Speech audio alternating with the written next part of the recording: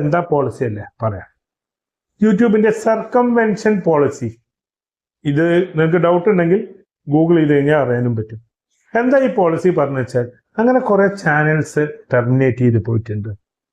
ഈ സർക്കംവെൻഷൻ പോളിസി വന്നിട്ട് ടെർമിനേറ്റ് ആയി പോയിട്ടുണ്ട്. അപ്പൊ അത് നിങ്ങൾ ശ്രദ്ധിക്കുക. നമുക്ക് അറിയാം, ഞാൻ ഇപ്പൊ യൂട്യൂബറാണ്, അതുകൊണ്ട് എനിക്ക് 1, 2, 3 ചാനൽസ് ഉണ്ട്. മെയിനായിട്ട് അജയ് ടെക് ടിപ്സ് ആണ്.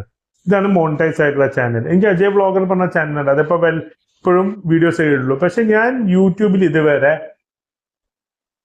പോളിസി വയലേഷൻ ആയിട്ടുള്ള വീഡിയോസ് ഒന്നും ഇട്ടിട്ടില്ല.